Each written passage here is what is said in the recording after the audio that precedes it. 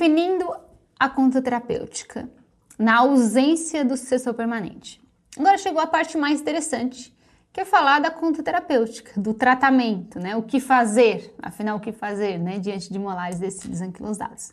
Bom, se você conseguiu assistir todas as aulas até aqui e compreendeu bem o que estamos conversando, eu repito várias vezes a mesma coisa, então acho que deu para captar aí.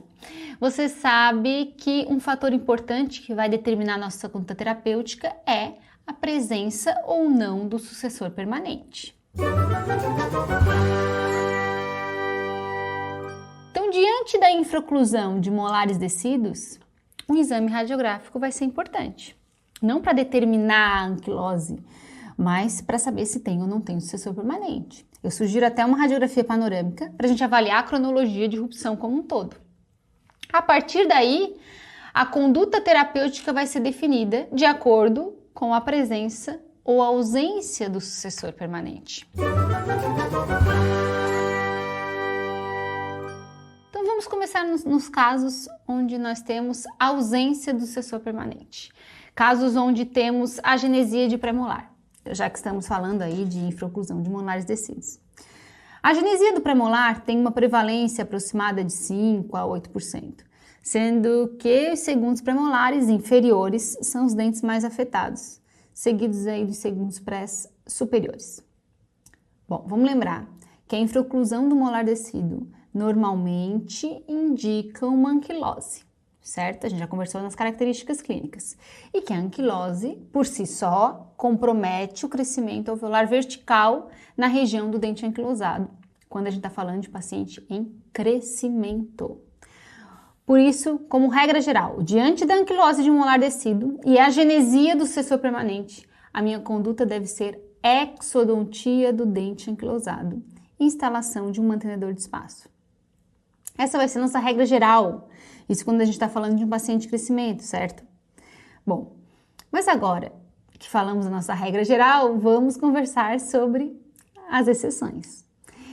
Eu falei para vocês que na infraoclusão leve pode ser que o dente não esteja anquilosado, que seja uma pequena diferença, essa infraoclusão seja um reflexo de uma pequena diferença de altura entre o molar descido e o primeiro molar permanente.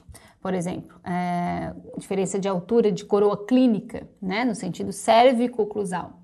Ou mesmo quando o dente já apresentou um processo de anquilose, que por algum motivo foi revertido, né? Tem situações em que o ponto de anquilose ele é fragilizado, por exemplo, e aí esse dente estava em infraoclusão, mas acaba se mantendo, acompanhando o crescimento alveolar naquela região. O importante de tudo isso é entender que eu não posso permitir que o dente anquilosado comprometa o crescimento alveolar vertical. Nesses casos, para ter certeza desse comprimento alveolar vertical que foi comprometido, né, a gente pode solicitar uma radiografia interproximal, já conversou sobre isso, e avaliar a inclinação da crista óssea, se está acompanhando ou não o crescimento alveolar do dente adjacente. Vou colocar um esquema aqui para vocês. Quando temos o processo de anquilose e o comprometimento alveolar dessa crista, né, a gente tem inclinação em direção ao dente anquilosado, fica inclinadinha, certo? Joia. Quando a infraoclusão é leve, só tem uma diferença de tamanho, não é uma anquilose propriamente dita, só infraoclusão leve. A crista óssea está acompanhando o dente adjacente, fica horizontal, significa que esse alvéolo está acompanhando o crescimento alveolar. Né? E nesses casos, mesmo tendo planejamento por instalação lá na frente de um futuro implante, né, eu posso manter o dente descido em boca e continuar acompanhando. Joia? Mesmo diante da agenesia. Então, se eu conseguir manter o dente descido com ligamento periodontal viável, sem anquilose, o osso naquela região vai acompanhar a altura do dente adjacente. E assim a gente mantém o estímulo para o crescimento ósseo em altura e mantém a espessura óssea, que também é bom para a instalação de um futuro implante. Agora eu vou colocar um caso aqui para vocês, de uma menina de 10 anos que chegou no consultório com uma infraoclusão leve do segundo molar descido.